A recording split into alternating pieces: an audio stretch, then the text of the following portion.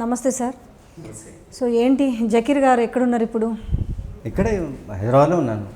కాబట్టి మీడియాలో లేను, మెయిన్ స్ట్రీమ్ మీడియాలో ఏం లేను. బట్ సోషల్ మీడియాలో లేదా ఇంకా ఇంటర్నెట్లో వగేరా వగేరా నాకు తెలిసినవి రాయడమో లేకపోతే ఇంకా పుస్తకాలు చదవడం ఇవన్నీ చేస్తున్నాయి. మెయిన్ స్ట్రీమ్ మీడియాలతో లేను. మిమ్మల్ని చూడగానే మీ గురించి విన్నప్పుడు చాలామందికి ఒక డౌట్ వస్తుంటుంది. ఎందుకు జకీర్ గారు యాక్చువల్గా అసలు ఆయన స్థాయి తగ్గించుకొని హరీష్ రావు దగ్గరికి ఎందుకు పోయిండు, ఏ విభేదాలతో బయటకు వచ్చిండు, దీని మీద రకరకాల ఊహాగానాలు అయితే వచ్చినాయి. దానికి ఎగ్జాక్ట్లీ ఆన్సర్ చెప్పాల్సిందైతే మీరే.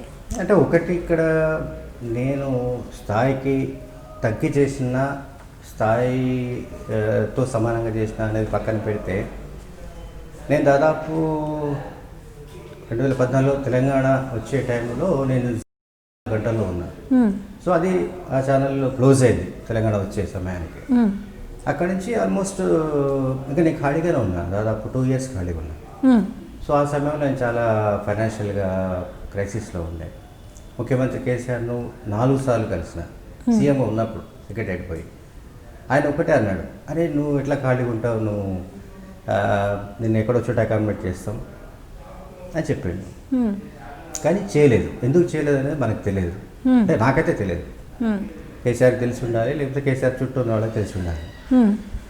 సో ఆ తర్వాత ఈ క్రైసిస్ నాకు అంటే ఫైనాన్షియల్ క్రైసిస్ పెరిగిపోతుంది, ఒక రకంగా టెన్షన్ పెరిగిపోతుంది. ఎట్లా ఏంటి, పిల్లలు ఇంకా స్థాయికి రాలేదు, చదువులు పూర్తి కాలేదు, ఏం చేయాలి అని ఆలోచించిన టైంలో దేవులపల్లి అమర్ సారు హరీష్కు పోయి చెప్పిండు, ఇట్లా జకీర్ చాలా ఇబ్బందులు ఉన్నాడు, తెలంగాణ కోసం ఇంత సపోర్ట్ చేసిన ఒక జర్నలిస్ట్ను, అందులో మైనారిటీ జర్నలిస్ట్ను ఖాళీగా ఉంచడం అనేది మీకు మంచిది కాదు, మంచి సంప్రదాయం కాదని చెప్తే, అప్పుడు హరీష్ స్వయంగా నన్ను పిలిపించాను.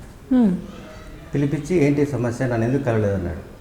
నిజంగా కూడా తెలంగాణ గవర్నమెంట్ వచ్చిన తర్వాత హరీష్ అసలు కలవలేదు, 2 ఏళ్ళు కలవలేదు. నేను ఎందుకు కలవలేదంటే, నేను కేసీఆర్ను, కేటీఆర్ను, కవితను ఈ ముగ్గురు కలుస్తున్నాను. కవితనైతే నిజామాబాద్ పోయి కలిసిన, చెప్పిన మీ నాన్నకి చెప్పిన, మరి నన్ను ఎక్కడో చోట అకామిడేట్ చేస్తే బెటర్. నేనేమి ఎమ్మెల్సీ సీట్ అడగలే, లేకుంటే ఇంకేదైనా కార్పొరేషన్ చైర్మన్ పోస్ట్ అడగలే, ఇంకేదైనా వేరే అడగలేదు. నన్ను అకామిడేట్ చేయమని. అకామిడేట్ అది ఏదైనా అకామిడేషన్ కావచ్చు, అంటే for the survival point of view. సమాధానం ఏమొచ్చింది? నేను చూస్తాను, మాట్లాడతానని కవిత అన్నది, కేటీఆర్ అన్నాడు, కానీ రిజల్ట్ అయితే లేదు. ఆ తర్వాత అమర్ సార్ చెప్పిన తర్వాత హరీష్ నన్ను పిలిపిస్తే మాట్లాడితే, అప్పటికే హరీష్ దగ్గర ఒక పిఆర్ఓ ఉండే. సో పిఆర్ఓ చేయడానికి లేదు, వేరే ఆర్టీసీలో ఇంకో చోట ఈవెన్ జిహెచ్ఎంసీలో ఏదైనా వీలుందా అని అవన్నీ ఆయన ప్రయత్నించాడు అప్పటికప్పుడే, నిమిషాల్లోనే. సో ఎక్కడ ఏది సెట్ కాలేదు. సో ఒక పని చేద్దామని అప్పుడు ఆయన అప్పుడు స్పెషల్ చీఫ్ సెక్రటరీ ఉన్న జోషితో మాట్లాడి, ఒక సీనియర్ జర్నలిస్ట్ ఉన్నాడు నా మిత్రుడు, ఆయనను ఏదైనా అకామిడేట్ చేయాలంటే అప్పుడు జోషి సార్ నన్ను పిలిపించి తెలంగాణ ఇరిగేషన్ డిపార్ట్మెంట్కు మీడియా కన్సల్టెంట్గా అపాయింట్ చేశాడు. నాట్ పిఆర్ఓ, బట్ పని హరీష్కు పిఆర్ఓనే. హరీష్ ఇరిగేషన్ మినిస్టర్ కాబట్టి పని విధానం అయితే అదే, పిఆర్ఓ పనే. బట్ డిజిగ్నేషన్ అయితే అది ఇచ్చారు. ఇచ్చి నాకు 54,000 నెలకు జీతం ఇచ్చారు, గవర్నమెంట్ డిపార్ట్మెంట్ జీతం ఇచ్చింది. ఆ తర్వాత బయటికి రావడం మీద ఆల్ ఆఫ్ సడన్గా 2018 ఏప్రిల్ 25న నేను బయటకు వచ్చేసిన. నేనే రిజైన్ చేసిన, నన్ను ఎవరు పంపలే. కానీ కథనాలు అంటే బయట వినిపించినవి మొత్తము మీరేదో యాంటీగా దాని గురించి మాట్లాడము, లేదంటే మీరు రాసిన కొన్ని పత్రికలకు మీరు రాసిన ఎడిటోరియల్ కాలమ్స్ వల్లనే మీరు బయటకు వచ్చారని బయట మాత్రం ఆ విధంగా ప్రొజెక్షన్ అయింది. ఆ రోజు అంటే 2018 ఏప్రిల్ 27న ప్లీనరీ ఉండే, పార్టీ ప్లీనరీ. 25 నాడు ఆర్టికల్ వచ్చింది, నేను రాసిన. అందులో రాసిన కంటెంట్కు నేను ఇప్పటికీ కట్టుబడి ఉన్నా, ప్రతి అక్షరానికి. పాలన బాగుంది, పార్టీ సంగతి ఏంటి అనేది దాని క్యాప్షన్. సో సంస్థాగతంగా పార్టీ బాగలేదు అనే దాని మీద ఇంటర్నల్ ఇష్యూస్ అన్నీ కూడా నాకు తెలుసు కనుక నేను కొన్ని ఇష్యూస్ రాసిన. అయితే అప్పుడు నేను ఉన్న ప్లాట్ఫామ్ అంటే యాజ్ ఎ పిఆర్ఓగా ఉండి రాయడం అనేది సరైనది కాదనేది నాకు కూడా అర్థమైంది. సో అప్పటికే హరీష్ అంటే పేపర్ రావడం, హరీష్ ఫోన్ చేయడం ఇదంతా జరిగిపోయింది. వెంటనే నేను ఆయనకు మెసేజ్ పెట్టేసిన, నేను రిజైన్ చేసేస్తున్నాను స్వచ్ఛందంగా అని పెట్టిన.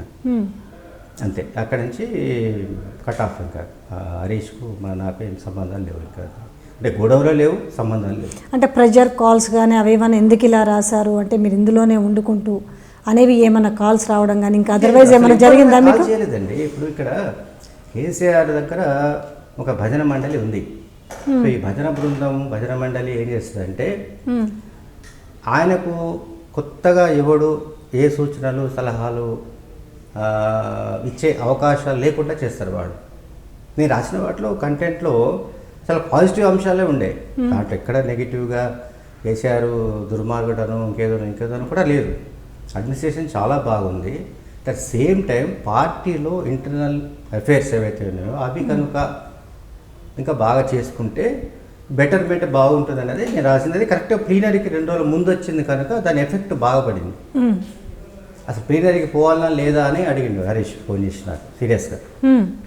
ఇట్లా రాస్తేనే ఎట్లా పోవాలి ప్లీనరీకి, నేను ఏం ముఖం పెట్టుకొని పోవాలి, పిఆర్ఓగా ఉండి ఇట్లా రాయడం అనేది అసలు కరెక్టేనా అని అడిగాడు. అంటే కొద్దిగా హార్ష్గానే మాట్లాడాడు. అంటే నాకు చిన్న డౌట్ అండి, మీకు ఇన్నేళ్ళ సీనియారిటీ ఉంది ఇదేందా పత్రికా రంగంలో కావచ్చు, ఇటు టీవీ రంగంలో, అలాంటిది మీకైనా అనిపించలేదా? నేను కరెక్టే మీరు రాసిన దాంట్లో వాస్తవాలే ఉన్నాయి, కానీ నాకు కూడా ఇబ్బంది అవుతుంది ఎందుకు అనేది ఒక్కొక్క క్షణం కూడా మీకు ఆ థాట్ రాలేదా? ఆలోచిస్తే అదే మెయిన్ ఏంటి ఆ థాట్ రాకపోవడానికి కారణం ఏంటి? అంత మీ ఇన్నర్లో ఎందుకు అట్లా వచ్చేసింది, రాయాలనిపించింది, రాసేసిన అంతే. ఇంకా అది దాని పరిణామాలు కూడా అంటే దాని పరిణామాలు ఏంటి, ఎట్లా ఉంటాయి అనేది నేను అసలు ఒక్క క్షణం కూడా ఆలోచించలేదు. దాని తర్వాత దాని ప్రకంపన అర్థమైంది. ఆ రోజు పేపర్ చూసిన తర్వాత ఫస్ట్ ఫోన్ నాకు వి ప్రకాష్ ఫోన్ చేసిండు. ప్రకాష్ అంటే మేమంతా 2001లో పార్టీ స్టార్ట్ అయినప్పటి నుంచి మేము ట్రావెల్ చేస్తూ వస్తున్నాం. వి ప్రకాష్ ఫోన్ చేసి అన్న ఇక ఈ రోజు నుంచి నీ ఉద్యోగం పోయినట్టే అన్నాడు. పొద్దునే 6:30-7 గంటలకే. సో అప్పటికి నేను ఇంకా పేపర్ చదవాలి, మా ఇంటికి ఇంకా పేపర్ రాలేదు. సో దాని తీవ్రత నాకు అర్థమైంది. ఇది జరగబోతుంది అంటే ఆ రోజుతోనే ఇంకా గవర్నమెంట్తో అంటే హరీష్తో సంబంధాలు తెగిపోతాయి అనేది నాకు అర్థమైపోయింది. సో నాకు ఇక్కడ ఒక అంశము, మీరు ఫైనాన్షియల్గా స్టేబుల్ లేకున్నారు ఎట్లా అనేసి మీరు వాళ్ళని అప్రోచ్ అయ్యారు, కేసీఆర్ గారు కావచ్చు, కేటీఆర్, కవితని. సో ఎలాగోలా అక్కడ అకామిడేట్ అయ్యారు. 2 years ఉన్నారు కదా. సో మరి ఈ 2 years తర్వాత అంటే మీకైనా అంటే అక్కడి నుంచి ఆ జాబ్ పోతుంది అన్నప్పుడు మళ్ళీ భయమే లేదా? ఫినాన్షియల్గా పెద్దగా వచ్చే అమౌంట్ తోటి ఎలా మీకు సెటిల్? చెప్తున్నా కదా, నేను రిపీటెడ్గా అదే చెప్తున్నా. అంటే దాని సీక్వెన్సెస్ ఎట్లా ఉంటాయి, పరిణామాలు ఏంటి, దాని ఎఫెక్ట్ ఎంత పడుతుంది, తర్వాత మళ్ళీ ఏ రకంగా సఫర్ కావాల్సి వస్తుంది అనేది కనీసం ఒక్క క్షణం కూడా ఆలోచించుంటే బహుశా గురువే శ్రీనివాస్ చివరి నిమిషంలో ఫోన్ చేసి చెప్పినా కూడా ఆపేస్తాడు, అట్లేమి ఆయన వేయడు కూడా. సో నేను అవన్నీ ఆలోచించలేదు, జరిగిపోయింది అంతే. ఇప్పుడు అయితే నిజానికి ఈ ఆర్టికల్కి హరీష్కు సంబంధం లేదు. ఇది కూడా మీ యూట్యూబ్ ఛానల్ ద్వారా నేను క్లారిటీ ఇస్తున్నాను. ఎందుకంటే హరీష్ని డ్యామేజ్ చేయడానికి ఈ ఆర్టికల్ కూడా ఉపయోగించుకున్నారు కొన్ని శక్తులు. అంటే హరీషే రాయించిండు, హరీష్ రాయించకపోతే ఉన్న పిఆర్ఓ ఇంత ధైర్యంగా రాస్తాడా పార్టీ గురించి కూడా వచ్చింది. సో అంటే నేను మీ యూట్యూబ్ ఛానల్ తరఫున ఇవాళ మంత్రి హరీష్కు కూడా క్షమాపణలు చెప్తున్నా. నేను ఎందుకంటే 2 years నాకు అకామిడేషన్ ఇచ్చి నాకు అంటే నా ఫ్యామిలీ సర్వైవల్ కావడానికి ఒక స్కోప్ ఇచ్చిన తర్వాత నేను అట్లా రాయకుండా ఉండాల్సింది. సో అది ప్లీనరీ ఇంకొక 2-3 రోజుల్లో జరగబోతుంది అన్నప్పుడు పార్టీ గురించి ఎందుకు అట్లా వచ్చేసింది. ఆ రోజు రాత్రే రాసేసిన, పంపించేసిన, వాళ్ళు వేసేసిన అంతే. నెక్స్ట్ డే దాని తర్వాత ఇంకా మీకు తెలిసిన స్టోరీ కదా. తర్వాత ఎలాంటి మీకు రిగ్రెట్ ఉండింది ఏది ఈ విషయంలో? నేను అంటే కొన్ని అంటాం చూడు, క్షణికావేశంలో జరిగినాయి అన్నట్టుగా ఇదేంటంటే మీరు రాసేసారు, ఇచ్చేసారు అంటే ఇదంతా కూడా ఒక ఫ్యాక్షన్ ఆఫ్. సో ఆ తర్వాత మీ ఆలోచన, మీ రిగ్రెట్ ఎలా ఉండింది? అరే నేను ఇలా చేయకుండా ఉండాల్సిందే అనేది ఉండేది. ఆ రోజు నేను వెంటనే నాకు తెలిసిన 2-3 మిత్రులతో మాట్లాడినా, అమర్తో మాట్లాడినా, గంట చక్రపాణి టీఎస్పీఎస్సీ చైర్మన్, ఆయన కూడా నాకు బాగా మిత్రుడు 30 ఏళ్ళ నుంచి. ఆయన ఆఫీస్కి పోయినా, ఆయన ఆఫీస్కి పోయి కూడా ఆయనతో కూడా డిస్కస్ చేసిన. ఆయన కూడా మీలాగానే ప్రశ్నించాను, ఎందుకు ఆలోచించాలి ఒక్క క్షణం కూడా, నీకు హరీష్ 2 ఏళ్ళు ఆశ్రయం ఇచ్చింది కదా, కనీసం ఆలోచించాలి కదా. నెక్స్ట్ నిజంగానే మిమ్మల్ని ఏమైనా ఎవరైనా ప్రెజర్ చేసి నిజంగా అలాంటిది ఏమైనా రాయించిరా? ఎవరు నన్ను ప్రెజర్ చేయలేదు, రాయలేదు. ఎవరు ప్రెజర్ చేస్తారు, ఎవరు రాయిస్తారు? అంటే హరీష్ రావుని టార్గెట్ చేయడానికి ఏమన్నా?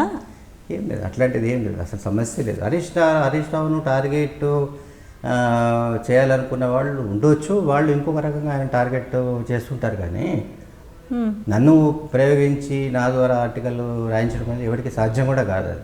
అది నా ఇండిపెండెంట్ నిర్ణయం, అది రాసేసిన అయిపోయింది. అది ఒక అమర్ గారు లాంటి వాళ్ళు ఏమన్నారు? లేదు, అందరూ కూడా అదే అన్నారు, అందరూ కూడా అదే, నువ్వు ఇంకా రిపెంట్ కావాల్సిందే, పశ్చాత్తాపడాల్సిందే, ఇంకేం చేస్తావు ఇంకా అన్నాడు. చక్రపాణి కూడా సజెస్ట్ చేసిండు. వాళ్ళు నిన్నేదో ఇది రిమూవ్ చేస్తున్నాము అనే ఒక ఆర్డరు అది ఇది చేసే కంటే నువ్వే రిజైన్ చేయమని చక్రపాణి సలహా ఇచ్చిండు. సో ఆ రోజు మధ్యాహ్నం కల్లా అంతా క్లోజ్ చేసేసాం. సో పనితీరు బాగుంది కానీ సంస్థాగతంగా బాగలేదు, పాలన బాగుంది. ఏంటి సంస్థాగతంగా ఏం బాగలేదు? ఇంతకీ కేసీఆర్ చుట్టూ ఉన్న భజన మండలిలో ఎవరున్నారు?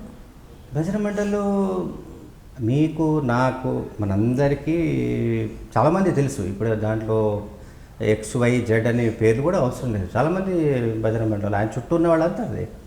ఆయన ఒక చుట్టూ ఒక కోటరీ ఏర్పడిపోయింది. 2014 ముందు కేసీఆర్ వేరు, 2014 తర్వాత కేసీఆర్ వేరు. ఇది కాకుండా అసలు సంస్థాగతంగా ఆయన 2001 నుంచి కూడా పార్టీని బూత్ లెవెల్ నుంచి దీన్ని స్ట్రక్చరల్గా దాన్ని ఏమంటే బలోపేతం చేయాలన్న ఒక కాన్సెప్ట్ అసలు కేసీఆర్కు లేదు. కేసీఆర్ ఏంటంటే 1 మ్యాన్ షో నడపదలుచుకున్నాడు. 2001 నుంచి అదే పరిస్థితి. సరే, ఉద్యమంలో కాబట్టి నేను బొంతపురుడైనా ముద్దు పెట్టుకుంటా అనే కాన్సెప్ట్ లోపల అందరినీ కలుపుకొని పోయే పని చేసిండు. చాలామందిని కలుపుకోవడానికి కారణం అదే, లేకుంటే కోదండరాముని దగ్గర రానిచ్చేవాడు, ఇంకెవరిని దగ్గర రానిచ్చేవాడు కాదు. ఆయనకు అవసరం కనుక రానిచ్చిండు. 2014లో అధికారంలోకి వచ్చిన తర్వాత ఇంకేం అవసరం? భజన మండలి ఆయన చుట్టూ చేరి ఇంకా వీళ్ళు అవసరం లేదు, వాళ్ళు అవసరం లేదు అని చెప్పి ఆయనను మిస్గైడ్ చేస్తూ పోతున్నారు. అన్ని విషయాలలో మరి కేసీఆర్ చాలా తెలివిపరుడు అంటారు కదా, ఇలాంటి వాటికి అంటే ఈ భజన మండలి ఇప్పుడు ఏదో సామెత ఉంది, ఎంత పెద్దోడైనా ఏదో అన్నట్టు, ఇంటెనక ఏదో అన్నట్టు. అట్లా కేసీఆర్ ఆయన, నేను అదే చెప్తున్నా, ఆయన ఆర్గనైజేషనల్గా నేను రాసిన దానికి ఎందుకు కట్టుబడి ఉన్నా అని చెప్తున్నాడు. ఇప్పుడు కూడా 2 years తర్వాత కూడా నేనే చెప్పండి, ఇప్పుడు పార్టీ పరిస్థితి ఏం చెప్పండి? టీఆర్ఎస్ పార్టీలో ఆ పార్టీ కాని వాళ్ళు, ఆ పార్టీతో సంబంధం లేని వాళ్ళు, ఆ పార్టీ ఏ ఎజెండాతో ఉద్యమాన్ని ప్రారంభించిందో దానితో సంబంధం లేని వాళ్ళే ఇప్పుడు ఆ పార్టీలో రకరకాల హోదాల్లో, పదవుల్లో చెలామణి అవుతున్నారు. మీ అందరికీ తెలుసు ఎవరెవరు ఏందని మళ్ళీ నేను పేర్లు చెప్పాల్సిన అవసరం కూడా లేదు. ఆర్గనైజేషనల్గా మనం ఆలోచిస్తే ఇవాళ పొలిట్ బ్యూరో ఉందా పార్టీకి? లేదు, రద్దు చేసి పడేసిండు 2018లో నాకు తెలిసి. జిల్లా కమిటీలు కూడా లేవు, అవి రద్దు చేసేసిండు. ఇంకేదో అనుబంధ సంఘాలు, యువజన, విద్యార్థి, ఇంకేదో కార్మిక, మహిళ, ఇవేదో నామకే వ్యవస్థ ఉన్నాయి తప్ప ఏవి ఫంక్షనింగ్ లేవు. అవన్నీ అట్లా ఉండాలని ఆయన కోరుకుంటాడు ఆయన, అంతే. ఆయన ఏంటంటే నేను చెప్తా, మిగతా వాళ్ళు వినాలి, మిగతా వాళ్ళు నేను చెప్పినట్టు చేయాలి, నేను చెప్పిందే శాస్త్రము, నేను మాట్లాడితే అదే వేదం అన్న ధోరణి తప్ప ఒకవేళ టీఆర్ఎస్ పార్టీ నిజంగానే టీడీపీ మోడల్ అనుకుందాం. టీడీపీ మోడల్ అంటే టీడీపీ కూడా ఒక ప్రాంతీయ పార్టీ. మీకు చూడండి, ఆంధ్రప్రదేశ్ విడిపోయిన తర్వాత కూడా తెలంగాణలో ఇప్పటికీ టీడీపీకి ఒక గ్రౌండ్ ఉంది, ఎక్కడో ప్రతి చోట విలేజ్ లెవెల్లో. మరి టీఆర్ఎస్కి ఎక్కడుంది?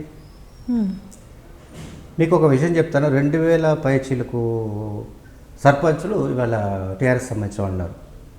అందులో గెలిచిన వాళ్ళు కాంగ్రెస్ నుంచి గెలిచినా, ఇండిపెండెంట్ గెలిచినా, ఎవరు గెలిచినా అందరూ మళ్ళీ టీఆర్ఎస్కి పోయారు. అయితే ప్రతి ఊళ్ళో ఏ పార్టీ లేదు ఇంకా టీఆర్ఎస్ తప్ప. కాంగ్రెస్ లేదు, ఇంకో పార్టీ లేదు, ఇంకో పార్టీ లేదు, అంతా మొత్తం టీఆర్ఎస్ఏ. ఎవరితో ఏం చెప్పాలి ఇంకా? ఇప్పుడు ఓటింగ్ పెట్టమనంటే సర్పంచ్లందరికీ ఆ 2000 మందిలో నాకు తెలిసి పై తెలుగుదలలో ఒక 100-200 మంది తప్పిస్తే మిగతా అంతా కూడా అగెనిస్ట్ ఓటేస్తారు. సర్పంచ్ గ్రామ స్థాయిలో పార్టీ పటిష్టంగా లేదు, మండల్ లెవెల్లో లేదు, జిల్లా లెవెల్లో లేదు, రాష్ట్ర స్థాయిలో నేను చెప్తున్నా కదా, ఆయన ఎవరి మాట వినదలుచుకోలేదు. కాబట్టి గవర్నమెంట్ వచ్చిన కొత్తలో బహుశా మీకు గుర్తుందో లేదో ఆయన ఒక మాట చెప్పిండు, ఏది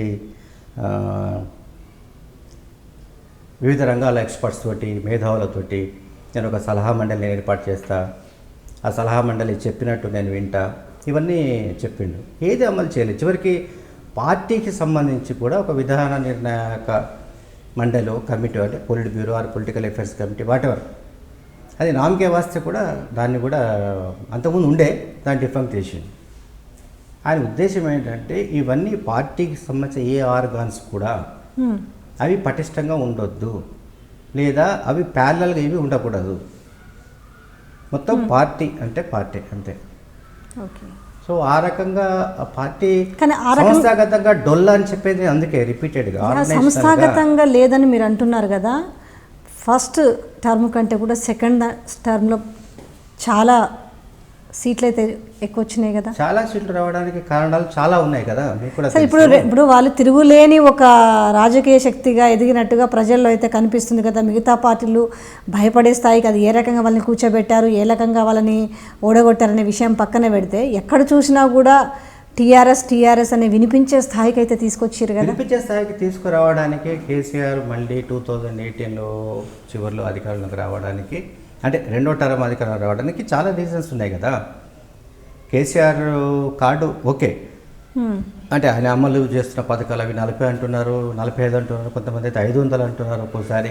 అవి ఎన్ని పథకాలు మనకు తెలియదు. ఆ పథకాలకు సంబంధించిన బెనిఫిషియరీస్ ప్రతి చోట ఏదో ఒక రకంగా ఓటు బ్యాంక్స్గా ఉన్న కారణంగా కేసీఆర్కు అడ్వాంటేజ్ అయింది. ఇంకొక వైపు మనం చూసిన మహాకూటమి ఫెయిల్ అయింది.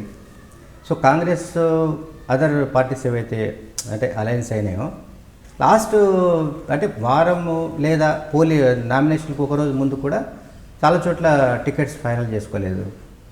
సో ఈ వైఫల్యాలు, మహాకూటమి సైడ్ నుంచి జరిగిన వైఫల్యాలు, కేసీఆర్ చేసిన ఏవైతే ప్రసంగాలు అవి ఎమోషన్ని బాగా డెవలప్ చేసినాయి. చంద్రబాబు నాయుడు అంటే ఇక్కడ ఏమైనా నిర్ణయం తీసుకుంటే అమరావతిపై సంతకం తీసుకోవాలి, లేకపోతే చంద్రబాబు నాయుడు మీ ఇంట్లోకి వచ్చి కొడతాడు, ఇట్లాంటి ఏవైతే ఆయన చేసిన కామెంట్స్ ఉన్నాయో, ఆయన మాటలు, ఇవన్నీ కూడా అడ్వాంటేజ్గా పనిచేసినాయి. సో అంతేకాని తిరుగులేని రాజకీయ శక్తి అంటే ఇప్పుడు డబ్బుతోని కొనడం, లేదా ఇంకొక రకంగా భయపెట్టి లొంగ తీసుకోవడం, ప్రలోభ పెట్టడం, ఇటువంటి చేసిన తర్వాత బయట ఇంకొక పార్టీ ఎందుకు ఉంటుంది అసలు? బయట ఇంకొక వైపు ఎవడ చూడడానికి, నేను ఇంతకుముందు చెప్పిన సర్పంచ్ల ఇష్యూ కూడా అదే, లేదా మీకు మండలాల్లో ఉన్న లీడర్స్ కూడా అదే. ఎక్కడైనా చూడండి అసలు టీఆర్ఎస్ తప్ప మీకు కాంగ్రెస్ లేకుంటే ఇంకొకటి ఏది కనిపించే అవకాశమే లేదు. అందరూ మొత్తం వచ్చి దీంట్లోకి చేరారు. మీరు చెప్పిన కొన్ని ఫ్యాక్ట్స్ అందులో ఒప్పుకోవాల్సిన అంశాలున్నా, ఏది మొన్న 2018 ముందస్తు ఎన్నికల్లో సరే చంద్రబాబుది కావచ్చు, అది కావచ్చు, కూటమి ఫెయిల్ అవ్వడానికి కావచ్చు, కానీ కొన్ని పథకాల విషయంలో ముఖ్యంగా రైతు బంధు, పెన్షన్స్, ఇవైతే వాళ్ళకి సెటిల్డ్ ఓట్ బ్యాంకు తెచ్చుకున్నారు అనేది వాస్తవం కదా? వాస్తవమే. ఓటు బ్యాంకు రాజకీయాల చుట్టే తిరుగుతున్నాడు కేసీఆర్. నేను అదే చెప్తున్నాను. ఉద్యమ పార్టీ నుంచి రాజకీయ పార్టీ అని ఎప్పుడైతే చెప్పిండో, అంటే ఇది సంపూర్ణ రాజకీయ పార్టీ అని చెప్పిన తర్వాత ఇంకా ఆయన కంప్లీట్గా ఓటు బ్యాంకులు తయారు చేసుకునే పనిలో ఉన్నాడు. సో ఈ ఓటు బ్యాంకులు తయారు చేసుకుంటే ఇంకా మధ్యలో క్యాడర్ అవసరం లేదు. మామూలుగా ఏంటంటే పార్టీ ప్రెసిడెంట్కు, ఎమ్మెల్యేకు, ఎంపీకి, మంత్రికి మళ్ళీ ఇంకొక లెవెల్, అంటే లేయర్స్ ఉంటాయి జనరల్గా ఏ పార్టీకైనా. ఈ లేయర్స్ లేకుండా చేయడంలో ఆయన స్కీమ్ అంతా ఏంటంటే కంప్లీట్గా ఓటు బ్యాంక్స్. ఓటు బ్యాంకులు మనకు ఉన్నాయి పటిష్టంగా ఉన్నప్పుడు ఇంకా నాకు తిరుగులేదు. సో నేను ఎవడి మాట వినాల్సిన అవసరం లేదు. అందుకని ఆయన తీసుకునే అన్ని అనాలోచిత నిర్ణయాలు లేకపోతే విధానాలు అన్నీ కూడా లోపభూయిష్టంగా ఉంటున్నాయి. వాటన్నిటిని మళ్ళీ తిరగదూడుకోవాల్సి వస్తుంది. ఆయనే మళ్ళీ వాటిని ఏమంటాం, ఇప్పుడు యూటర్న్ అంటున్నాము, యూటర్న్ తీసుకోవాల్సి వస్తుంది. ఇదంతా కారణం ఏంటి? నిజంగానే పార్టీలో ఒక ఏదైనా సీనియర్స్కి సంబంధించిన సలహా మండలో లేకపోతే ఇంకా అడ్వైజర్సో అట్లాంటివి ఏదైనా ఉంటే పార్టీలో అది వేరేగా ఉంటుంది. లేదు సంక్షేమ పథకం రైతు బంధు మీరు అన్నట్టు పెన్షన్స్ ఇంకేదో స్కీమ్స్ లబ్ధిదారులు అనుకోండి. మరి దుబ్బాకలు ఏమైనా వాళ్ళంతా ఉండే కదా దుబ్బాకలు, ఎందుకు బీజేపీ గెలిచింది? అంటే ఇవి దేనికి సంకేతం అనుకోవాలి? ఇప్పుడు జిహెచ్ఎంసీ కావచ్చు, దుబ్బాక ఇష్యూ కావచ్చు, అంటే బీజేపీ ఒక గెలుపుకి సక్సెస్కి దేనికి మనం సంకేతంగా భావించవచ్చు? ఇప్పుడు దేనికి సంకేతం అంటే ఖచ్చితంగా అంటే పాలపొంగులాగా దాన్ని వర్ణిస్తున్నారు. ఇటు పాలపొంగు కాదండి. బీజేపీకి సంబంధించి మీకు ఎవరికి తెలియని విషయం ఏంటంటే తెలంగాణలో దాని మూలాలు చాలా బలంగా ఉన్నాయి. ఆ విషయం మాలాంటి చాలామంది సీనియర్ జర్నలిస్టులకు తెలుసు. ఇదే మహారాష్ట్ర గవర్నర్గా పనిచేసిన విద్యాసాగర్ రావు మెట్పల్లి కాన్స్టిట్యున్సీ నుంచి 3 సార్లు అసెంబ్లీకి గెలిచిండు, 2 సార్లు కరీంనగర్ నుంచి లోక్సభకు గెలిచిండు. హనుమకొండలో కూడా బీజేపీ లోక్సభకు ఒకసారి గెలిచింది, వర్ధనపేటలో బీజేపీ గెలిచింది, పెద్దపల్లిలో బీజేపీ ఎమ్మెల్యే గెలిచిన హిస్టరీ ఉంది. అంటే మీకు ఖమ్మం నుంచి ఆదిలాబాద్ వరకు తెలంగాణలో అన్ని చోట్ల, ఈవెన్ మహబూబ్ నగర్ కావచ్చు, నల్గొండ కావచ్చు, ప్రతి చోట బీజేపీకి సంబంధించిన క్యాడర్ ఉంది. ఆర్ఎస్ఎస్ ఉంది, విశ్వ హిందూ పరిషత్ ఉంది. బీజేపీ లేదు, లేకపోతే ఇదంతా పాలపొంగు అనుకునే వాళ్ళు అది భ్రమ. ఎందుకంటే బీజేపీకి సంబంధించి ఇప్పుడు నేను చెప్పిన ఆర్గాన్స్ లేదా బీజేపీ క్యాడరు వాళ్ళంతా కూడా తమ పార్టీ బలంగా లేదు లేదా ఒక ఊపులో లేదు అనే ఉద్దేశంతో వాళ్ళు నిద్రావస్థలో ఉండొచ్చు. సో సడన్గా ఎప్పుడైతే దుబ్బాకలో ఒక విక్టరీ వచ్చిందో దానికి కొనసాగింపుగా జిహెచ్ఎంసీ కూడా కొట్టేశారు. అంటే 4 సీట్ల నుంచి 44 కార్పొరేషన్ సీట్లు రావడం అనేది మామూలు విషయం కాదు బీజేపీకి. అంటే ఇంట్లో 2 తీసుకున్నారు ఫ్యాక్టర్స్. దుబ్బాక వచ్చేసరికి ఆయన ఆల్రెడీ 3-4 టైమ్స్ ఓడిపోవడం వల్ల ఆ సింపతి వల్ల అది వర్కౌట్ అయింది, ఆ గెలుపు రఘునందన్ రావు అనేసి. జిహెచ్ఎంసీకి వచ్చేసరికి ఎమోషన్స్ని బాగా క్రియేట్ చేసి ఆ ఎమోషన్స్ వల్లనే వాళ్ళకి 4 నుంచి 48 సీట్లు వచ్చాయని అంటున్నారు. దీన్ని ఏ విధంగా చూస్తారు మీరు? ఇప్పుడు ఎమోషన్స్ ఏంటి, కేసీఆర్ 2018 ఎలక్షన్స్లో ఇంతకుముందు చెప్పినా కదా, ఎమోషన్ చేయలేదా, ఎమోషన్ బ్లాక్మెయిల్ చేయలేదా? నాకేముందా, నన్ను గెలిపిస్తే గెలిపేయండి, లేకపోతే నేను పోయి ఫామ్ హౌస్లో పండుకుంటా అంటే అర్థమైంది, మీ ఇష్టం, మీ కర్మ. అంటే నన్ను సీఎం చేస్తే నేను మీకు ఏమైనా చేస్తా, లేకపోతే నేను పోయి ఫామ్ హౌస్లో పంట అంటే అది ఎవరైనా రాజకీయ నాయకుడు చెప్పే విషయమేనా? ఎవరన్నా ఒక పార్టీ ప్రెసిడెంట్, ఒక ముఖ్యమంత్రి స్థాయిలో ఆ విషయం చెప్పొచ్చా? అంతకుముందు కూడా కేటీఆర్ ఇట్లాంటి కామెంట్సే చేసిండు, నేను అవసరమైతే అమెరికాకి వెళ్ళిపోతా అన్న, అంటే ఆ మెసేజ్ వచ్చేటట్టుగా మాట్లాడాను. అంటే ఏంటి, వీళ్ళకు పదవులు కావాలన్నా? వీళ్ళు పదవులు లేకపోతే అపోజిషన్లో ఉండడానికి సిద్ధంగా లేరా? అంటే పర్మనెంట్గా వీళ్ళ కుటుంబానికి తెలంగాణ రాసి ఇచ్చిందా? ఇది దుబ్బాక అసెంబ్లీ కాన్స్టిట్యున్సీలో పోలింగ్కి ముందు నేను కూడా దుబ్బాక అసెంబ్లీలో తిరిగిన ఇండిపెండెంట్గా. అక్కడ కేసీఆర్ కుటుంబం గురించి మాట్లాడిన వాళ్ళు చాలా మామూలు వ్యక్తులు, మామూలు ఓటర్లు కూడా కవితకు ఎమ్మెల్సీ ఎందుకు ఇవ్వాల్సి వచ్చింది, ఆమె ఎంపీగా ఓడిపోయింది, ఓకే మళ్ళీ పోటీ చేస్తుంది కదా, ఆమెకు అంటే కేసీఆర్ బిడ్డ కాబట్టి ఆమెకి ఇప్పుడు ఎమ్మెల్సీ ఇవ్వాలా, ఇంకెవరు లేరా అనే మాట అక్కడ దుబ్బాకలో రూరల్ ప్రాంతాల్లో కూడా ఆ టాక్ వచ్చిందంటే అది మామూలు విషయం కాదు అది. సరే మీరు అన్నట్టు అక్కడ ఒక ఫ్యాక్టర్స్ కొన్ని పనిచేసినాయి, రఘునందన్ రావుకు ప్లస్ పాయింట్స్ ఉండొచ్చు. The same time KCR family అనే దాని మీద, కుటుంబ రాజకీయాలు అనే దాని మీద మాత్రం ప్రజల్లో ఒక అసంతృప్తి అనేది అది ఏమంటాం చాలా విస్తరిస్తూ పోతుంది, అది భయంకరంగా వ్యాపిస్తుంది. అది బహుశా ఇక్కడ ఎమోషన్ ఒకటే పనిచేసిందా ఇంకేమైనా పనిచేసిందా అనేది తెలియదు. నేను ఇంకోటి కూడా చెప్తాను, 55 డివిజన్స్ గెలిచింది టీఆర్ఎస్, కానీ 55లో వాళ్ళు నిజంగా కూడా 20-30 కంటే గెలిచే అవకాశాలు లేవు. మిగతా ఎందుకు గెలిచినా కూడా నాకు తెలుసు. ఎందుకు? చాలామంది సమైక్యాంధ్రకు సంబంధించిన లేదా ఎప్పుడో ఆంధ్ర రాయలసీమ ప్రాంతాల నుంచి వచ్చి ఇక్కడ సెటిల్ అయిన వాళ్ళని, బడా పారిశ్రామికవేత్తలు అనుకోవచ్చు, రియల్ ఎస్టేట్ వాళ్ళు కావచ్చు, వాళ్ళని బెదిరించారు, ఫోన్లు చేశారు. వీటికి సాక్ష్యాలు చెప్పండి, ఆధారాలు ఇవ్వండి అంటే నేను ఇవ్వలేను. అంటే నాకు ఫోన్ చేసిన వాడు నా పేరు చెప్పకుండా అంటాడు తప్ప, కానీ బెదిరించారు, మేము అధికారంలో ఉండబోతున్నాము ఇంకా 3 years దాకా, మీరు కనుక ఈసారి ఓటు వేయకపోతే, జిహెచ్ఎంసీలో గెలవకపోతే మీ సంగతి ఏందో చూస్తామని కూడా కొన్ని కాల్స్ వెళ్ళినాయి. మరి దానికేం జవాబు చెప్తారు? అంటే ఎన్ని రకాలుగా అంటే భయపెట్టి బెదిరించి ఎంతకాలం అని వాళ్ళంతా ఇప్పుడు రివర్స్ గేర్లో ఉన్నారు ఇప్పుడు. ఇప్పుడు సీమాంధ్రకు సంబంధించి ఎవరైతే సెటిలర్స్ అని అనుకుంటున్నామో వాళ్ళు రివర్స్ గేర్లో ఉన్నారు ఇప్పుడు. ఇప్పుడు నెక్స్ట్ ఎలక్షన్స్లో వాళ్ళు ఏం స్టార్ట్ చేసుకుంటారో మనకు తెలియదు. హైదరాబాద్ సిటీ వరకు ఏంటంటే ఒకటి లాండ్ ఆర్డర్ బాగానే ఉంది, ఏది మనం తాగే నీళ్లు సరఫరా బాగానే ఉంది, కరెంటు బాగానే ఉంది, ఇవన్నీ అంటే ఫీల్ గుడ్ ఫ్యాక్టర్స్ బాగానే ఉన్నాయని అనుకుంటున్నారు అందరూ. అట్లా అనుకుంటే వాళ్ళు చెప్పినట్టుగా లాస్ట్ టైం వచ్చినట్టుగా 99 సీట్లు రావాలి. మరి ఈసారి రాలేదంటే బండి సంజయ్ చెప్పిన సర్జికల్ స్ట్రైకు ఇంకొకటి 2-3 ఇష్యూస్, 2-3 స్లోగన్స్, ఒక ఏమంటాం దాన్ని, ఆ స్లోగన్స్ బేస్ చేసుకొని ఎమోషనల్ దాంతోనే ఓట్లు పడ్డాయని నేను అనుకోవట్లేదు. ఎందుకంటే టీఆర్ఎస్ పట్ల అసంతృప్తి ఎవరైతే ఆ పార్టీకి సంబంధించిన కార్పొరేటర్లలో కూడా ఉంది, ఆ కార్పొరేటర్లు ప్రాతినిధ్యం వహిస్తున్న డివిజన్లలో ఉన్న ప్రజల్లో కూడా ఉంది. ఎందుకంటే ఆ కార్పొరేటర్లు అంతా ఈ వరదల టైంలో దోసుక తిన్నారు. ఆ 10,000 రూపాయల విషయం అది బాగా మైనస్ ఉంది అనుకోవచ్చా మనం. ఆ 10,000 రూపాయలు 100% అండి.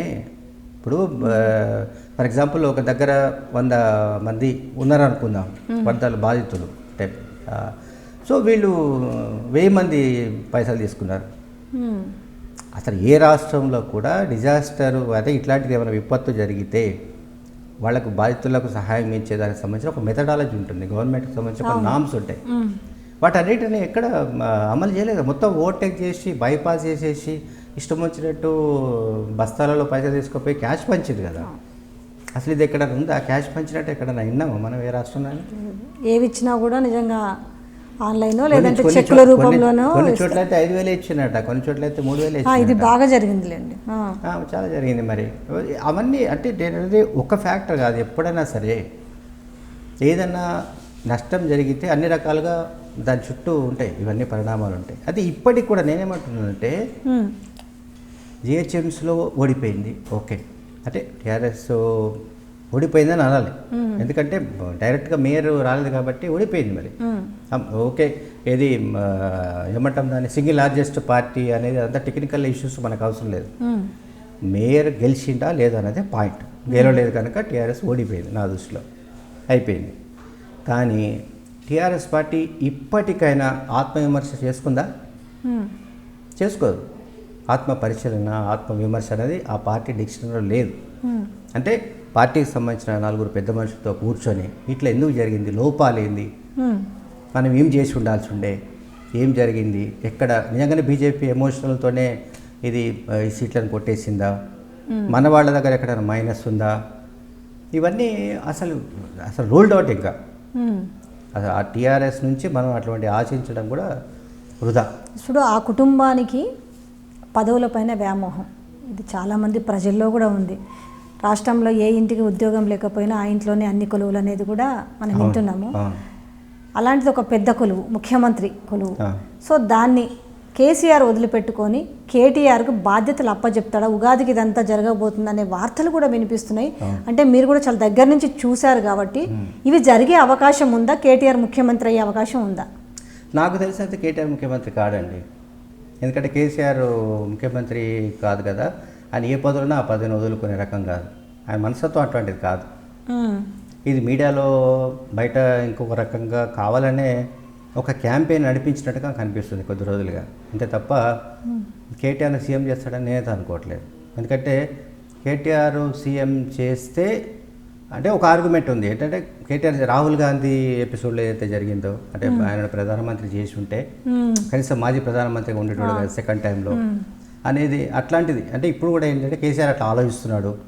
ఇప్పుడు కేటీఆర్ కనుక సీఎం చేస్తే వచ్చే ఎలక్షన్స్లో అధికారంలోకి వస్తే వస్తాం, ఇన్ కేస్ మిస్ అయితే అధికారం పోయి ప్రతిపక్షంలో కూర్చోాల్సి వస్తే పార్టీని కేటీఆర్ క్యారీ చేస్తాడు అనే ఒక ఆర్గ్యుమెంట్ ఉంది. కానీ కేసీఆర్ ఏం చేయాలి ఇప్పుడు? ఒకవేళ కేటీఆర్ సీఎం ఇచ్చిండా అనుకుందాం, ఒక జాతీయ రాజకీయాల్లో జీరో కాదు, ఇంకా మైనస్లో ఇంప్లిమెంట్ చేస్తారా? మైనస్లో ఉన్నాడు. ఇంకా జీరో ఎక్కడదండి? థర్డ్ లేదు, ఫోర్త్ ఫ్రంట్ లేదు, ఏ ఫ్రంట్ లేదు. ఆ ఫ్రంట్ 2018 మార్చి 3 ఆ డేట్ కూడా చెప్తాను. ఆ రోజు ప్రకటించాడు చాలా గంభీరంగా, ఫెడరల్ ఫ్రంట్ పెడుతున్నా, యాడ్ చేస్తున్నా అసదుద్దీన్ ఓవైసీకి నాకు ఇది 2 విమానాలు పెడుతున్నా, బేగంపేట ఎయిర్పోర్ట్ రెడీగా ఉంటాయి, 2 వేసుకొని మేము తిరుగుతాం, అది చేస్తాం ఇది చేస్తాం అన్నాడు. అంటే ఏమంటాం తెలుగులో అతి సర్వత్రా వర్జేత్ అని అంటాం కదా, అతి అనమాట. ప్రతిదీ అతి, మితిమీరిన ఆత్మవిశ్వాసం ఆయనకు. నేను ఏది అనుకుంటే అది అవుతుంది. జాతీయ రాజకీయాల్లో కాంగ్రెస్కు బీజేపీకి ఒక మధ్యలో వ్యాక్యూమ్ ఉంది. ఆ వాక్యూమ్లో నేను వీళ్ళందరినీ కలుపుకొని పోతాను. ఎవరు వస్తారు కేసీఆర్తో చెప్పండి? కేసీఆర్ని నమ్మేటోళ్ళు ఎవరు? సోనియా గాంధీతోని కానీ అప్పుడు నేను కాంగ్రెస్ విలీనం చేస్తాను కాన్ఫిడెంట్ తో మాట్లాడినప్పుడు అయితే జనాలు అయితే ఏదో జరగబోతుంది అనేది అనుకోలేదా? థర్డ్ ఫ్రంట్ నేను ఏదో చేసేస్తాను, నేను మొత్తం నేను మార్చుతాను దేశ రాజకీయాలని అని. ఏది మరి దేశ రాజకీయాలు ఏం మార్చే మనిషి అయితే మొన్న ఏం చేసిండు? ఢిల్లీ పోవడానికి ముందు భారత్ బంద్ చేసిండు, ఆయనే చేయించిండు రైతుల ఉద్యమానికి మద్దతుగా. మరి ఢిల్లీకి పోయి ఏం చేసిండు? రైతులను కలవలే, రైతులు ఉద్యమం చేస్తున్న ప్రాంతానికి పోలే, పోనీ కనీసం అక్కడ అడ్రస్ చేయలే. అమిత్ షాను నరేంద్ర మోడీని ఏమంటాం దాన్ని ఏకాంత సమావేశాలు జరిపిండు. ఏం జరిగిందో తెలియదు. ఇద్దరు వ్యక్తులు ఒక అంటే ఏమంటాం హై ప్రొఫైల్ వ్యక్తులు కలుసుకున్న తర్వాత అయితే ఇద్దరిలో ఎవరో ఒకరు చెప్పాలి బయటకు వచ్చి. అమిత్ షా చెప్పాడు, కేసీఆర్ చెప్పాడు, మోడీ చెప్పాడు, కేసీఆర్ చెప్పాడు. సో అందువల్ల రకరకాల ఊహాగానాలు బయలుదేరినాయి. ఆయన పూర్తిగా లొంగిపోయిండని, సరెండర్ అయ్యిండు కనుక ఈ యూటర్ను ఇవన్నీ నడిపిస్తున్నాడని కదా. లేకుంటే ఢిల్లీలో ఈయన పోయి ఎవరిని కలిసారు చెప్పండి? ఇప్పుడు ఈయనతోనే వచ్చేవాళ్ళు ఎవరు? మమతా బెనర్జీ వస్తుందా, లేకుంటే స్టాలిన్ వస్తాడా, లేకుంటే నవీన్ పట్నాయక్ వస్తాడా? మరి అప్పుడు ఎందుకు అంత ఓవర్ కాన్ఫిడెంట్తో అంటే అలాంటి మాటలు చెప్పాడని చెప్తున్నా కదా. ఆయనకు అతి విశ్వాసం, బాగా మితిమీరిన విశ్వాసం. నేను ఏదంటే అదే, నేను తలుచుకుంటే అవుతుంది అంతే.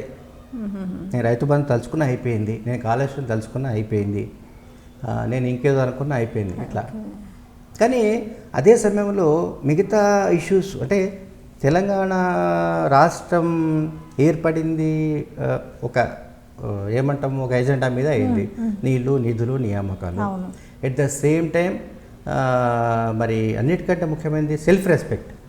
మీకు 3 పూటలు చికెన్ బిర్యానీ పెడతామండి, మిమ్మల్ని నేను ఒక రూమ్లో పెట్టేస్తా, సో మీరు తిని ఉండండి అంటే ఎట్లా ఏందన్నట్టు సెల్ఫ్ రెస్పెక్ట్ అవసరం లేదా? అంటే బానిసగా ఉండాల్సిందా? అసలు ప్రగతి భవన్ అనేదే అంటే మామూలుగా పాత మీరు చరిత్ర చూసుకుంటే అంతఃపురాలు, పెద్ద పెద్ద దుర్గాలు అంటారు, దుర్గం అంటారు కదా, అటువంటి కోటలు, ఇవన్నీ కూడా ఒక ఫ్యూడల్ సంస్కృతికి చిహ్నాలు, ఇవన్నీ గుర్తులు. సో మరి కేసీఆర్ ప్రగతి భవన్ ఆ పరిసరాలను ఎట్లా ఉంటాయో మీకు తెలుసు, నాకు తెలుసు. అది ఎంత దుర్భేద్యంగా ఉంటుంది ప్రగతి భవన్. అంటే ప్రజలకు యాక్సెసిబిలిటీ లేని ముఖ్యమంత్రి కేసీఆర్ ఒక్కడే. నేను కనీసం ఒక 7-8 రాష్ట్రాలు తిరిగిన, రాజస్థాన్, ఇది ఛత్తీస్గఢ్, మధ్యప్రదేశ్, అదేంటి వెస్ట్ బెంగాల్, ఢిల్లీ, తమిళనాడు, ఇవన్నీ రాష్ట్రాలు తిరిగిన. ఇప్పుడు పనిచేసిన అక్కడి పెద్ద పెద్ద లీడర్లతో ఇంటర్వ్యూ చేసిన, ముఖ్యమంత్రులతో చేసిన. అసలు మీకు మధ్యప్రదేశ్లో అప్పుడు మేము పోయినప్పుడు అయితే శివరాజ్ సింగ్ ఇప్పుడున్న సేమే, అప్పుడు మేము పోయినప్పుడు కూడా చాలా వాకబుల్ అంతే. కార్డు పంపిస్తే రమ్మేటోడు, అక్కడనే ఆ లాల్లోనే కూర్చొని మాట్లాడేటోడు. ఎందుకండి ఇక్కడ కంబైన్డ్ ఏపీలో కూడా ఏ ముఖ్యమంత్రి యాక్సెస్ లేకుండే? ప్రతి ముఖ్యమంత్రి ప్రతి ఒక్కరితో యాక్సెస్ ఉంటుండే.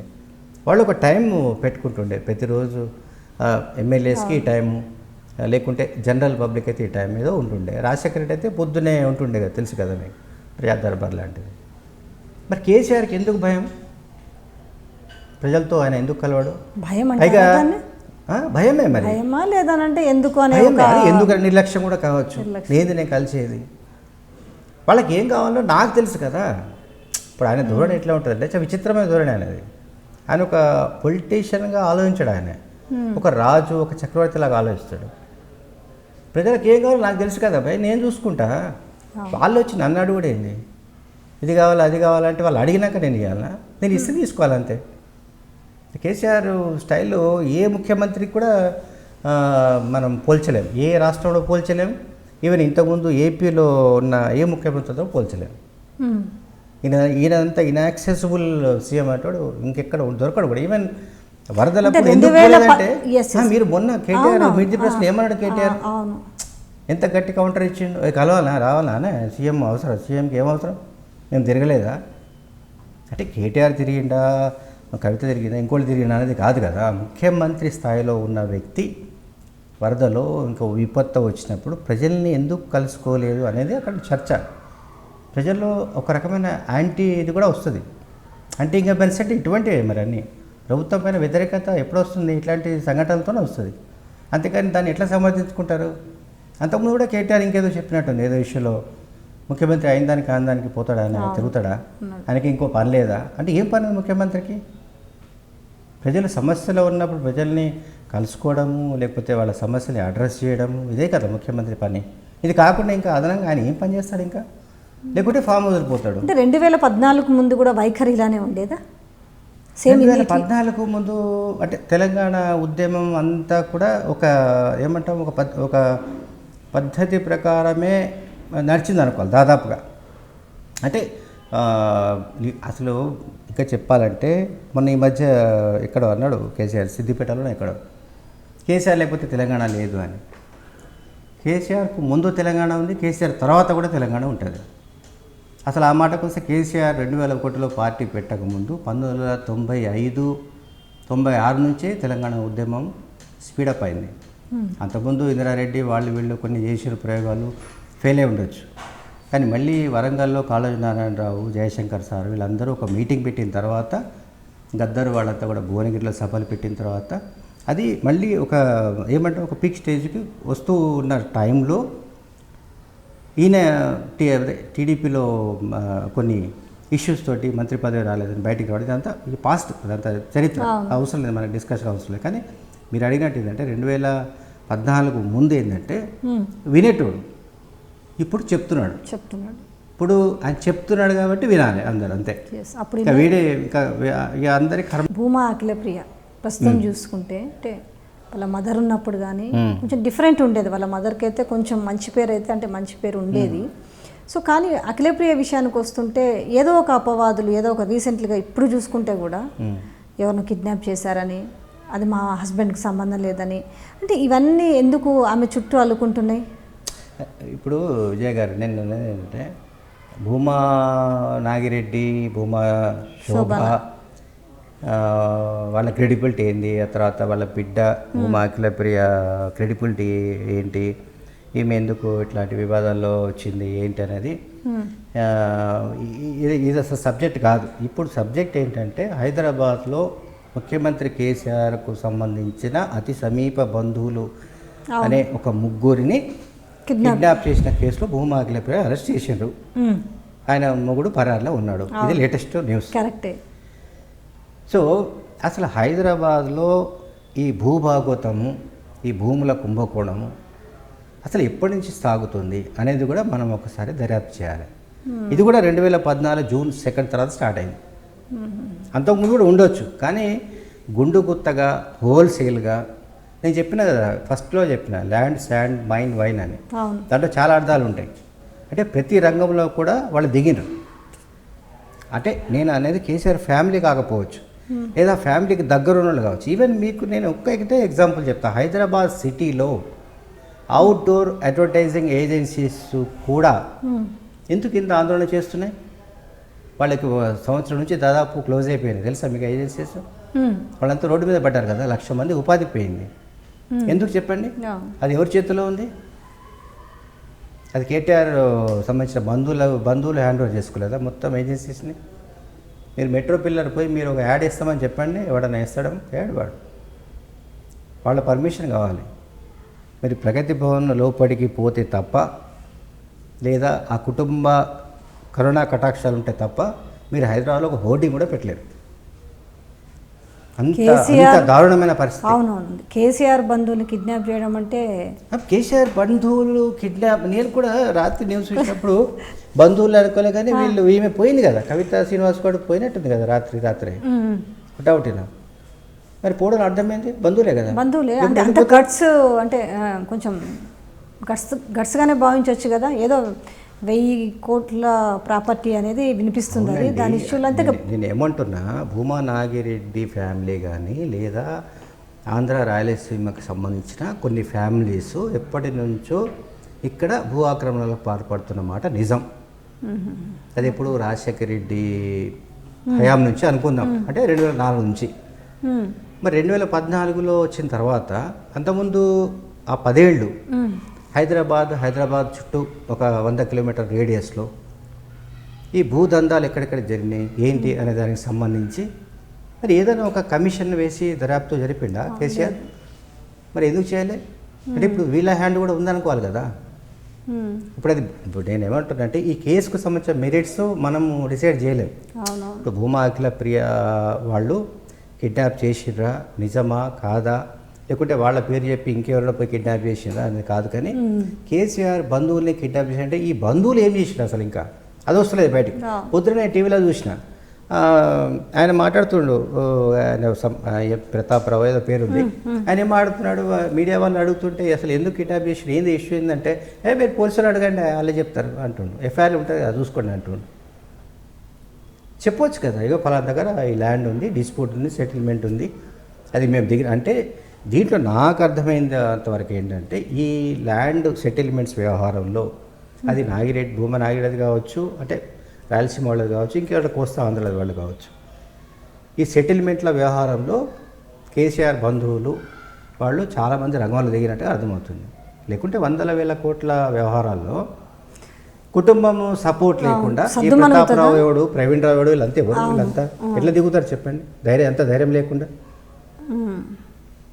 వీళ్ళు దిగితేనే కదా, దిగి ఏదో కింద మీద చేస్తేనే కదా. భూమా నాగిరెడ్డి అనుచరుడు ఏవి సుబ్బారావు ఎవరు వీళ్ళకి వ్యతిరేకంగా ఇప్పుడు భూమా ఫ్యామిలీకి వ్యతిరేకంగా మారి వీళ్ళకి సపోర్ట్ చేయడం వల్లనే ఇష్యూ జరుగుతుంది, కానీ బయటికి ఇది రాకపోవచ్చు అనేది కూడా వినిపిస్తుంది. అవునమ్మా, నేను ఏమంటున్నా, ఇప్పుడు ఇది ఒక క్రిమినల్ కేసు, ఇది పక్కా ఒకటి kidnap civil criminal case, and ఇది దీంట్లో సివిల్ డిస్ప్యూట్స్తో ముడిపడి ఉంది. ఇది పూర్తిగా పోలీస్ ఇన్వెస్టిగేషన్లో మాత్రమే బయటపడుతుంది. అసలు ఆయన మీరు అన్నట్టు ఆ సుబ్బారావు అనే క్యారెక్టర్ ఎవరో తెలియదు, అతను వీడి వైపు ఎందుకు వచ్చిండు, అసలు ఏం జరిగింది, ఆ భూమి ఆఫీస్ పెట్టలో ఏ సర్వే నెంబర్లో ఉంది, ఎంత దాని వాల్యూమ్ ఏంటి, మీరు చెప్పినట్టు ఎన్ని వేల కోట్లు, ఎన్ని వందల కోట్లు, అది దాంట్లో వీళ్ళ రోల్ ఏంటి, అసలు కేసీఆర్ బంధువుల రోల్ ఏంటి, వీళ్ళ పాత్ర లేనప్పుడు వాళ్ళు కిడ్నాప్ చేస్తారు. కిడ్నాప్ చేయడము ఎవడు కరెక్ట్ అన్నాడు, అది క్రైమే. ఆ కిడ్నాప్ చేసిన వాళ్ళు ఎట్లాగో పోలీసులు పట్టుకుంటారు, అందరిని అరెస్ట్ చేస్తారు, జైలుకి పంపిస్తారు, దట్ డిఫరెంట్ ఇష్యూ. సో కానీ ఈ ఇష్యూ మళ్ళీ బయటకు వస్తుందా, లోపటిని సద్దు మనుగుతుంది అసలు వాస్తవం?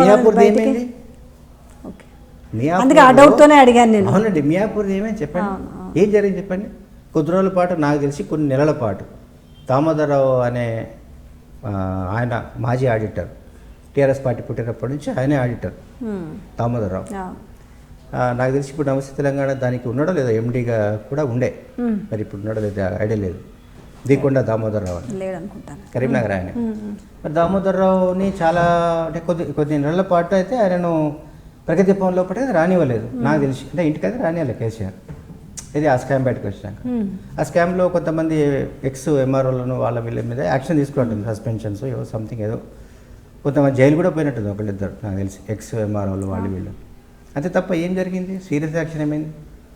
ఇప్పుడు ఇవాళ భూమా అఖిల ఇది పేరు అఖిల ప్రియ ఇష్యూ మాత్రమే బయటికి వచ్చింది కనుక, కిడ్నాప్ చేసిన కనుక ఇది మనకు తెలుస్తుంది. ఇది ఇట్లాంటిది జరగకుండా కూడా ఇంకెన్ని వ్యవహారాల్లో, భూముల వ్యవహారాల్లో వీళ్ళ దందాలు ఉన్నాయనే సంగతి మనకు బయటకు తెలిసే అవకాశమే లేదు. వీళ్ళెవరు బయటికి చెప్పరు, బయటికి రాదు. పోలీస్ డిపార్ట్మెంట్ అంతా కంప్లీట్గా టీఆర్ఎస్ హ్యాండ్ ఓవర్లో ఉంది, ఇంటెలిజెన్స్ అంతా వాళ్ళ హ్యాండ్ ఓవర్లో ఉంది. అసలు ఇంటెలిజెన్స్ పోలీసుల గురించి నేను ఒకటి చెప్తాను, అంటే మీరు ఒక క్వశ్చన్ అడగాల్సి ఉండే, అంటే ఎమ్మెల్యేస్ అది ట్యాప్ చేస్తున్నారు అంటారు కదా ఫోన్లు, అది నిజమే, 100% నిజం అది. అసలు అంటే కేసీఆర్కి వాళ్ళ ఎమ్మెల్యేల మీద నమ్మకం లేదు, వాళ్ళ ఎంపీల మీద నమ్మకం లేదు, పార్టీ లీడర్ల మీద నమ్మకం లేదు, జర్నలిస్టుల మీద నమ్మకం లేదు. మొన్న ఒక సిఐ నాకు చెప్పిండు, ఈ నెంబర్ బ్లాక్లో ఉంది, నా నంబర్ 9052631212 వాళ్ళు తీసినారు అనమాట. తీస్తే ఈ సిఐ ఫోన్ ఉన్నాయి అన్నీ, కొన్ని నాకు చేసినాయి. ఎందుకు చేసినావు, ఏం పని, ఇది బ్లాక్ లిస్ట్లో ఉంది కదా అంటే, బ్లాక్ లిస్ట్ ఏంది, వైట్ లిస్ట్ ఏంది నేను చెప్పిన, ఆయనకు చెప్పిన, ఆయన చెప్పేవారు నాకు కూడా తెలియదు అది రికార్డ్ అవుతుందని. నా నంబర్ రికార్డ్ చేయాల్సిన అవసరం ఏంది? పోనీ హరీష్ దగ్గర ఉన్నాడు, హరీష్ ఎవరైనా కుట్రలు చేస్తా అంటారు అనుకుంటే అనుకోవచ్చు కనీసం, అంటే వాళ్ళకు హరీష్ అంటే బాగా భయం ఎక్కువ. హరీష్ ఏం చేయడు పాపం. హరీష్ ఆ పార్టీ నుంచి బయటికి రాడు, ఆ పార్టీలో ఉంటాడు, ఇది కన్ఫామ్. కానీ హరీష్ అంటే వీళ్ళకి భయం. మరి ఆ భయం ఏదో తెలియదు. వెన్నుపోటు ఏమైనా పొడుస్తాడేమని భయం. ఆయన వెన్నుపోటు పొడవాడు, ఏ పూట పొడవాడండి. ఆయన కేసీఆర్తోనే ఉంటాడు. ఊరికి ఇంత స్ట్రాంగ్ పర్సన్ కదా, మరి ఎందుకు ఆయన సీట్ అంటే ఆయనకు అంత మక్కువ ఉంది, ఆయన నాకు తెలిసి ముఖ్యమంత్రి పదవి వదులుకోడు ఏంటి ఇప్పుడైతే. మరి అలాంటిది మళ్ళీ వీళ్ళు కూడా కేటీఆర్, కవిత, సంతోష్ వీళ్ళు పోటీ పడుతున్నట్టుగా కూడా వార్తలు వస్తున్నాయి కదా. ఉంది అవకాశం ఉందిరా సంతోష్ కూడా ఆ ముఖ్యమంత్రి రేస్కి పోటీ పడుతున్నాడు అనేది? అంటే ఇప్పుడు ఆయన దేంట్లో తక్కువ? నేను ఒకటి చెప్తా. తెలంగాణలో 2014 జూన్ 2 తర్వాత ల్యాండ్, శాండ్, మైన్, వైన్ ఈ రంగాలన్నీ ఎవరి చేతిలో ఉన్నాయి ఒక్కసారి స్టడీ చేయండి. లేదా ఒక్కసారి ఒక ఏమంటాం ఇంపార్షియల్ ఎవరైనా ఇన్వెస్టిగేషన్ చేస్తే బయటకు వస్తుంది. మొత్తం వాళ్ళ చేతిలో ఉంది, వాళ్ళ కబందాస్తాల్లో ఉంది. అవును. సో అటువంటప్పుడు మందు గోళీలు ఇస్తాడు కనుక నేను రాజ్యసభ చేసిన అని కేసీఆర్ సమర్థించుకున్నా కూడా మర్దల కొడుకు అనే ప్రేమతోటో ఇంకో దాంతో రాజ్యసభ చేసిండు. సో రాజ్యసభ సభ్యుడైన తర్వాత మరి తనకు కూడా లైమ్ లైట్లోకి రావాలని ఉంటుంది కదా. ఆల్రెడీ లైమ్ లైట్లో కేటీఆర్ ఉన్నాడు, కవిత ఉంది, హరీష్ ఉన్నాడు. సో ఆ ఫ్యామిలీకి సంబంధించిన దాంట్లో నేను ఎందుకు రావద్దు పోటీల్లోకి లేదా లైమ్ లైట్లోకి? అంటే పోటీ అంటే సీఎంగా పోటీలో ఉన్నాడా లేదా అని నేను కూడా డైరెక్ట్ చెప్పలేను, నాకు కూడా తెలియదా, ఇన్ఫర్మేషన్ లేదు. కానీ మిగతా వాళ్ళతో పాటుగా సమానంగా నేను కూడా లైమ్ లైట్లో ఉండాలి అనే ఒక తాపత్రయం మాత్రం మనకు స్పష్టంగా గ్రీన్ ఇండియా ఛాలెంజ్ అనే ప్రోగ్రాంతో కనబడుతుంది. ప్రతిరోజు ఎవరో ఒక సెలబ్రిటీ, ఇంకొక హై ప్రొఫైల్ వ్యక్తి నాటడము, నాటి సెల్ఫీ తీసుకోవడము, దాన్ని ఇంకేం చేయడం. ఈ మధ్య ఇప్పుడు అంతకుముందు మన ఋగ్వేదము, యజుర్వేదం అవన్నీ కొన్ని వేదాలు, ఇప్పుడే వృక్షవేదం అట కొత్త వేదం కనిపెట్టిండు ఈ సంతోషే. ఆ వృక్షవేదం అనే ఒక పుస్తకం తయారు చేయడం, ఆ పుస్తకం అందరికీ పంచడం, ఇవన్నీ మనం చూస్తున్నాం. సో సంతోష్ ఆయన కూడా ఎలిజిబిలిటీ, ఆయన కూడా అర్హతలు ఉన్నాయి. ఎందుకు లేవు అర్హతలు? ఆయన ఫ్యామిలీ మెంబరే కదా, మర్దల కొడుకే కదా. కేటీఆర్, కవితకి ఇద్దరికే ఉంటుందా? ఒకవేళ ముఖ్యమంత్రి కుటుంబ సభ్యులైతే అర్హత ఉంటుందా? ఇప్పుడు అంతే కదా. తెలంగాణ రాష్ట్రం అనేది వాళ్ళు తమ కుటుంబానికి ఇచ్చిరని అనుకుంటారు. వాళ్ళ ఫీలింగ్ అట్లనే ఉంది. ఇప్పుడు ప్రజల్లో కూడా ఆ మెసేజే పోతుంది. ఎందుకంటే వాళ్ళు ఆ కుటుంబ సభ్యుడే కదా హరీష్ రావుని, కానీ ఖచ్చితంగా కుటుంబ సభ్యుడు ఎట్లా అవుతారంటే ఇటువైపు నుంచి అయితే నో ఇటువైపు నుంచి. ఇప్పుడు ఆయనకి అక్కలు ఎంతమంది, 7 8 మంది ఏదో చెప్పుకుంటారు, నాకు గుర్తులేదు సరే. సో ఆయన ఒక మేనల్లుడు, అనేక మంది మేనల్లుల్లో హరీష్ ఒకడు. అయితే హరీష్ ఏంటంటే ఆయన ఇక్కడ పాలిటెక్నిక్ చదువుతున్నప్పటి నుంచి ఆయనతో అసోసియేట్గా ఉండి, అంటే ఇంట్లో ఉండేటోడు కనుక ఇక్కడ ఉండి చదువుకున్నాడు కాబట్టి మసాప్టాక్ పాలిటెక్నిక్లో ఆయనకు అరే మంత్రికి, అప్పుడు మంత్రి ఉండే కదా ట్రాన్స్పోర్ట్ మినిస్టర్గా. సో ఆ తర్వాత డిప్యూటీ స్పీకర్ అనుకోండి. సో కేసీఆర్కు ఆయన ఇది డ్రైవర్గా, పిఏగా, అంటే అటెండర్గా అన్ని రకాల పోస్టులు చేసిండు. ఆ తర్వాత పార్టీ పెట్టిన తర్వాత ఆయనతో పాటు ర్యాలీ అయిన వాళ్ళలో ఆయన ఒకడు. ఇప్పుడు నిజానికి అసలు ముఖ్యమంత్రి పదవి క్లెయిమ్ చేయాల్సి వస్తే హరీష్ క్లెయిమ్ చేయాలి. ఎందుకంటే పార్టీ పుట్టినప్పటి నుంచి ఎవడైతే పార్టీ అధికారంలోకి రావడానికి మనం ఏమంటాం కష్టార్జితం అంటాం కదా, ఆ కష్టార్జితం హరీష్దే ఉంది తప్ప వీళ్ళది ఏముంది? వీళ్ళు కూడా వీళ్ళది ఉంది లీడర్షిప్ క్వాలిటీస్. ఇప్పుడు ఆ అర్హతలు ఉండడం వల్లనే హరీష్ గారికి పక్కన పెడుతున్నారా? నిజమేనా అణచివేస్తున్నారనే మాట వాస్తవం. 100%. దాంట్లో మీకు చాలా సన్నివేశాలు కనిపిస్తున్నాయి కదా. ఒకటేంది 2018లో ఎలక్షన్స్ అయిన తర్వాత ఆయన ఎందుకు క్యాబినెట్లో తీసుకోలేదు? 2014లో గవర్నమెంట్ రాగానే యాక్చువల్గా కేటీఆర్ని తీసుకోరేమో అనుకున్నారు కొంతమంది. హరీష్ తీసుకొని కేటీఆర్ పక్కన పెడతారో అనుకోండి. అవన్నీ అట్లాంటన్నిటిని కేసీఆర్ బైపాస్ చేస్తాడు. అవన్నీ మన మీద అనుకుంటున్నాం, విజయ్ అనుకుంటున్నాం, జకీర్ అనుకుంటున్నాడు, ఇవన్నీ ఉండవు. ఆయన అనుకునే చేసేస్తాడు అంతే. హరీష్ విషయంలో కూడా అదే జరిగింది. ఆయన ఎప్పుడైతే ఇరిగేషన్ మంత్రిగా మిగతా మంత్రులందరికంటే ఎక్కువ మార్కులు తెచ్చుకోవడము, పెర్ఫార్మెన్స్ బాగా చూపెట్టడం అనేది ఆయనకు మైనస్ అయింది. అది కేటీఆర్కు జెలసీ కావచ్చు, సంతోష్ కావచ్చు, ఇంకెవరికైనా కావచ్చు. ఈ జెలసీల వల్ల ఏమైందంటే ఆయన వీళ్ళంతా దూరం పెట్టాలి. సో ఆ కాంటెక్స్ట్లోనే ఆయనను మెల్లగా అంటే సిద్దిపేట వరకే, సిద్దిపేట ప్రైవేట్ లిమిటెడ్ కంపెనీ ఆయనది ఇక. సో నువ్వు అక్కడనే ఉండవా, నువ్వు ఓకే రాకు హైదరాబాద్కి అన్న టైప్లో ఆదేశాలు కూడా ఇచ్చి ఉండాలి. కేసీఆర్ ఆ టైప్ ఇస్తాడు కూడా డైరెక్ట్గా, నువ్వు తిరగక బాబు హైదరాబాద్ అటు తిరగ. ఎందుకంటే మరి ఆయనకు ప్రతి ఒక్క జిల్లాతోటి ప్రతి ఎమ్మెల్యేతోనే కనెక్టివిటీ ఉండి ఉంటుంది. అంటే పార్టీ పుట్టినప్పుడు ఉన్నాడు కాబట్టి ప్రతి మండలంలో ఏ లీడర్ కూడా తెలుసు. అంటే కేటీఆర్కు తెలియదని అనట్లేదు, ఎందుకంటే కేటీఆర్ వర్కింగ్ ప్రెసిడెంట్ అయిన తర్వాత కేటీఆర్ కూడా ఎస్టాబ్లిష్ అయ్యాడు. ఆయన లీడర్షిప్ క్వాలిటీస్ విషయంలో కూడా మనకేం డిస్ప్యూట్ లేదు. ఆయన కూడా ఎస్టాబ్లిష్ అయ్యాడు. ఆయన కూడా వర్కింగ్ కమిటీ ప్రెసిడెంట్గా అందరితోనే కలుస్తున్నాడు, మాట్లాడుతున్నాడు. కానీ మొన్న నేను చూసిన ఆశ్చర్యం ఏంటంటే, నేను ఫస్ట్ ఇయర్ అదే న్యూ ఇయర్ ఫస్ట్ నాడు తెలంగాణ భవన్ ఉంటా కదిలి రండి అని చెప్పేసి మెసేజ్లు, వాట్సాప్లు, ఫేస్బుక్లు, నాకు అర్థం కాలేదు అసలు. పార్టీ ప్రెసిడెంట్ కానీ వర్కింగ్ ప్రెసిడెంట్ కానీ ఆయన ఉన్న దగ్గరికి లీడర్లు పోతారా, లేకుంటే లీడర్లను రమ్మని వీళ్ళు పిలుస్తారా? ఇది ఎక్కడైనా ఉందా అసలు? అసలు ఏం సంస్కృతి ఇది అర్థం కాలే. అంటే రాకపోతే తోలు తీస్తామనా? మీనింగ్ ఏందో అర్థం కాలేదు. అంటే రావాలి, కలవాలి, కలిస్తే ప్రసన్నం చేసుకోవాలి. ఇది ఎక్కడ కల్చర్ అండి? నువ్వు వర్కింగ్ ప్రెసిడెంట్ అయినా తెలంగాణ భవన్లో ఉండాలి. నేను ఒకటే ఎగ్జాంపుల్ చెప్తున్నా. ఏదో గాంధీ భవన్ కానీ లేకపోతే బీజేపీ ఆఫీస్ కానీ మీరు ఏదైనా తీసుకోండి, తెలంగాణ ఆంధ్రప్రదేశ్ కాదు, వేరే రాష్ట్రాలు తీసుకోండి. కాంగ్రెస్ బీజేపీ ఆఫీసులలో ప్రెసిడెంట్ వచ్చినా రాకపోయినా ఆ పార్టీకి సంబంధించిన ఎవరో ఒకళ్ళు ఉంటారు. ఎవడో ఒకడు వస్తాడు, ఏదో జిల్లా నుంచి వస్తాడు, వాడికి ఏదో ఇబ్బంది ఉంటుంది, చెప్పుకుంటాడు, పార్టీదో లేకపోతే గవర్నమెంట్దో ఏదో సంథింగ్ యాక్టివిటీ ఉంటుంది, అక్కడ ఏదో రిజిస్ట్రేషన్ ఉంటుంది. టీఆర్ఎస్ భవన్లో అట్లాంటిది మీకేమైనా కనిపించిందా ఎప్పుడైనా? కేటీఆర్ కానీ, కవిత కానీ, మన కేసీఆర్ కానీ పోనీ రోజు తెలంగాణ భవన్లో ఒక ఆఫీసు యాక్టివిటీ లాగా, పార్టీ ఆఫీస్ లాగా మీకు కనిపించిందా? చెప్పండి, మీరు చెప్పండి. మీరు పోతారు కదా. ఇవన్నీ వాస్తవాలే అనుకుందాము. కానీ ఎవ్వరు అంటే వాళ్ళ ఇంట్లో వాళ్ళ కుటుంబంలో నుంచి వచ్చిన రమ్యారావు, కొంతమంది ఆ పార్టీలో నుంచి వచ్చిన వాళ్ళు విభేదిస్తున్నారు. ఒక జర్నలిస్ట్గా మీరు ఇంత బాహటంగా విమర్శించడానికి కారణాలు ఏంటి? ముఖ్యంగా బాహటంగా విమర్శించేది నేను ఇండిపెండెంట్ అండి. నేను ఎవరైనా కానీ ఎంతమంది ఇండిపెండెంట్లు ఇంత ముందుకు వచ్చి అలా ఇలా మాట్లాడే వాళ్ళు ఎంతమంది ఉన్నారు? చాలా మంది ఉండొచ్చు, కానీ రకరకాల కారణాలతోటి మాట్లాడకపోవచ్చు, భయపడవచ్చు, ఏమో ఈ గవర్నమెంట్ ఏం చేస్తుందో అనొచ్చు, ఇంకేమైనా. మీకు లేదా భయం?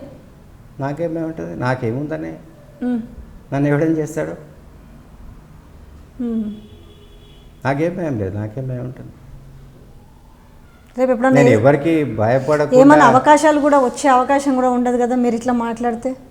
ఒక సీనియర్ జర్నలిస్ట్గా మళ్ళీ మిమ్మల్ని రమ్మని ఆహ్వానం పంపే అవకాశాలు కూడా ఉంటాయంట ఇట్లా మాట్లాడితే? టీఆర్ఎస్ నుంచి పిలిచేది ఉంటే, టీఆర్ఎస్లో ఏదన్నా అకామిడేషన్ జరగాల్సి ఉంటే 2014లోనే జరిగేది. 2 ఏళ్ళ పైన అంటే ఎవరు ఆపిరు, ఎందుకు జరగలేదు అనుకుంటున్నారు? అక్కడ ఉన్నాయి దుష్టగ్రహాలు ఉన్నాయి, దుష్టశక్తులు ఉన్నాయి, ప్రగతి భవన్లో ఉన్నాయి, కేసీఆర్ చుట్టే ఉన్నాయి, 1-2 ఉన్నాయి.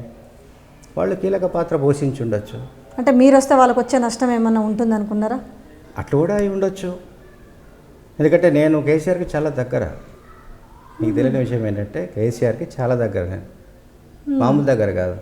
ఇంకా అది చాలా విషయాలు చెప్పను. కానీ 2001లో పార్టీ పుట్టినప్పటి నుంచి రాజుల బండిలో ఆయన పాదయాత్ర చేసినప్పుడంతా నేనే ఉన్నాను. హైదరాబాద్ పోయిన ఏకైక రిపోర్టర్ నేను. ఆ 7 రోజులు ఆయనతో పాటు పాదయాత్ర చేసిన వాళ్ళలో ఎవరు లేడు, నేనే. అంటే 2001, అది 2002లో అనుకుంటా జరిగింది రాజుల బండ పాదయాత్ర. సో అక్కడి నుంచి కేసీఆర్కి నాకు బాగా మంచి ఇంటిమసీ ఉండేది. మేము అన్నా అనేటోళ్ళం ఆయన, ఇప్పుడంటే సార్ అంటున్నాం, సరే అది వేరే డిఫరెన్స్ ఇష్యూ. సో ఆయన కూడా అంతే రకంగా నన్ను ప్రేమించాడు. ఇంకోటి కూడా చెప్తా మీకు, 2000 ఇప్పుడది 7, 8 ఇది మన 6 క్యాబినెట్ నుంచి వీళ్ళు బయటకు వచ్చేసారు టీఆర్ఎస్ మంత్రులు. అది సంవత్సరం నాకు సరిగ్గా గుర్తులేదు, 6, 7 అనుకుంటా. వైఎస్ గవర్నమెంట్ నుంచి వీళ్ళు బయటకు వచ్చిన సమయంలో నా అభిప్రాయం తీసుకోవడానికి కూడా నన్ను ప్రత్యేకంగా ఢిల్లీకి పిలిపించిండు. అప్పుడు సెంట్రల్ మినిస్టర్ ఉండే కదా కేసీఆర్. చాలామంది తీసుకుని ఉండొచ్చు, కానీ నా అభిప్రాయం కూడా అవసరమని పిలిపించిండు. నేను పొద్దున ఫ్లైట్కి పోయినా, రాత్రి వచ్చిన. నేనేం మాట్లాడినా అది వేరే విషయం. అప్పుడు కేసీఆర్, నేను, జయశంకర్ సార్ ముగ్గురే ఉన్నాం. సో అంటే చెప్తున్నా. తర్వాత వారంలో 2-3 సార్లైనా కేసీఆర్ ఏదో ఒక రకంగా ఫోన్ చేసేటాడు, ఏదో ఒక ఇష్యూ మీద ఏం జరుగుతుందనో ఇన్పుట్స్ తెలుసుకోవడానికో ఇవన్నీ అట్లా. అంటే కేవలం అక్కడున్న దుష్టగ్రహాల వల్లనే జకీర్ దూరం అయిందని చెప్పుకోవచ్చా కేసీఆర్కి? తప్పకుండా. అంటే కేసీఆర్కి నేను చెప్తాను కదా, కేసీఆర్ని వెరీ బిగినింగ్ నేను కలిసిన రోజు అయితే యాక్చువల్గా సెక్రటరీలో ఆయన ఛాంబర్లో పెద్దగా ఉంటుంది కదా, సీఎం ఛాంబర్ సి బ్లాక్లో. ఆ ఛాంబర్ నేను పోగానే యాక్చువల్గా నా ముందు కొంతమంది ఉండే ఆయన, అంటే ఈవినింగ్ అవర్స్లో ఆయన కలుసుకునే వాళ్ళు ఉండే. ఉంటే నన్ను చూసి ముందుకు రమ్మని చెప్పిండు కేసీఆర్. నేను జకీర్ భాయ్ని ముందుకు రమ్మని అన్నాడు. నేను ముందుకు పోయినాక కలిసిన తర్వాత ఏం కావాలన్నాడు. అంటే నాకు జాబ్ లేదు, ఎక్కడైనా అకామిడేట్ చేస్తే బాగుంటుంది అన్నాడు. అరే నీకు తాకలేకపోయింది, నువ్వు నా వెల్విషరీ, పార్టీ వెల్విషరీ, లేదు అంటే ఎట్లా అని చెప్పి ఒకసారి అజిత్కి చెప్పిండు, ఒకసారి సంతోష్ చెప్పిండు, ఒకసారి ఇంకెవడిగా చెప్పిండు, నాకు గుర్తు చేయండి అని అన్నాడు. అంతే, ఎవడికి గుర్తు చేసిండో ఏం జరుగుతుందో నాకు తెలియదు. ఇక నేను దూరమే ఉంటున్నా మళ్ళీ ఆ తర్వాత పోలే ఇంకా నేను. సో ఓకే, మీకు ఇప్పుడు ఆందోళన ఎమ్మెల్యే క్రాంతి కిరణ్కి మీకు అసలు ఎందుకు గొడవలైనాయి? మీరు ఎందుకు కొంచెం వ్యతిరేక ప్రచారం చేశారు? క్రాంతికి నాకు ఏ గొడవలు లేవు. క్రాంతి నాకు బెస్ట్ ఫ్రెండే. మేము ఇద్దరం కూడా ఇప్పుడు కూడా మాట్లాడుకుంటున్నాం, అదే వేరే విషయం. మేము పివి శ్రీనివాస్, రాంబాబు, నేను, క్రాంతి, మేము నలుగురం ఒక బ్యాచ్ టీం అంతే. ఇక కానీ మీకు వచ్చిన గొడవలు సర్దు తర్వాత మధ్యవర్తి గొడవలు కాదండి. ఏమేం జరిగిందంటే నేను చెప్తున్నా కదా, మళ్ళీ నాకు హరీష్ నుంచి బయటకు వచ్చేసిన తర్వాత మళ్ళీ నేను క్రైసిస్లో పడ్డా. అంటే శాలరీ మీద డిపెండ్ అయ్యి పని చేసిన. సో బయటకు వచ్చిన తర్వాత మళ్ళీ ఒక 6-7 నెలలు బాగా ఇబ్బంది వచ్చింది. సో ఏం చేయాలి అని అప్పటికి చూస్తున్నా వేరే ఆప్షన్స్, ఏ ఛానల్ పోతే బాగుంటుంది, ఏ పేపర్ ఏంటి అని ఆలోచిస్తున్న టైంలో ఎలక్షన్స్ వచ్చినాయి. యాక్చువల్గా ముందస్తు వచ్చినాయి కదా. వచ్చినప్పుడు మన టీపీసీసీ స్పోక్స్ పర్సన్ ఉన్నాడు మల్లాది పవన్ అని. మల్లాది పవన్ నాకు ఫోన్ చేసి ఇట్లా దామోదర నరసింహకు సోషల్ మీడియా సపోర్ట్ కావాలి, మేము ఆల్రెడీ ఒక టీం సెట్ అయినాం అందరం, మీరు కూడా వస్తే బాగుంటుంది అని అన్నాడు. నీకు ఎవరు చెప్పింది ఏంటంటే, ఎవరు చెప్తే ఎందుకు రారాదు అంటే ఏదో కొంత అమౌంట్, చాలా లిటిల్ బిట్ అమౌంట్. సరే అన్న తర్వాత సరేనా నేను కూడా, ఎందుకంటే నాకు ఎంతో కొంత ఆసరా ఉంటుంది 2-3 నెలలు అని చెప్పేసి అనుకుని పోయినా 20 days ఉన్నారు సంగారెడ్డిలో ఆ టీంతో. వాళ్ళు 8-9 మంది ఉన్నారు ఆల్రెడీ. దానికి హెడ్ మళ్ళీ పవనే, నేను కాదు. వాళ్ళే చేసింది చాలా విషయాలు క్రాంతికి అగెనెస్ట్గా. లేకపోతే అప్పటికి నేను కొన్ని పోస్టుల విషయాల్లో కొంత అటు ఇటు ఉండే, నేను కొంచెం సాఫ్ట్గా చేస్తే మన వాళ్ళు గ్రాఫిక్ డిజైనర్లు వీళ్ళు ఒప్పుకోలేదు. సరే ఎనీథింగ్ ఏమైందంటే అది ఇప్పుడు ఎలక్షన్ జరిగింది. ఇప్పుడు తర్వాత ఏమైంది అంతే. క్రాంతి జనరల్గానే నా మీద ఒక ఇది ఉంటుంది కదా, అరే ఇట్లా నన్ను ఓడించడానికి కూడా ప్రయత్నం చేసిండు అనేది ఆయనకు మైండ్లో పడిపోయింది. దాంతో కొద్ది రోజులు మేము మాట్లాడుకోలేదు. తర్వాత ఈ మధ్యలోనే కొంత రెస్టార్ అయ్యింది మాట్లాడుకోవడం చేయడం అంతే. హలో అది కూడా పెద్దగా ఏం కాదు, మునుపట్లాగైతే లేదు.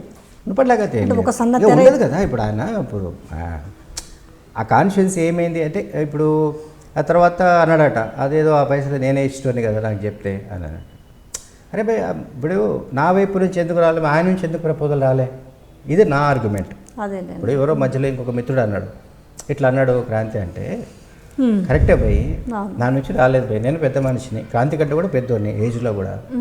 నేను పోయి క్రాంతిని ఏమని అడుగుతా, నేను నీకు పని చేసి పెడతా భయ్, నాకు 2 లక్షలు ఇస్తావా అని నేను అడగలేను కదా. క్రాంతి నుంచి వస్తే అది ఏమో నేను ఒప్పుకుంటుండేమో.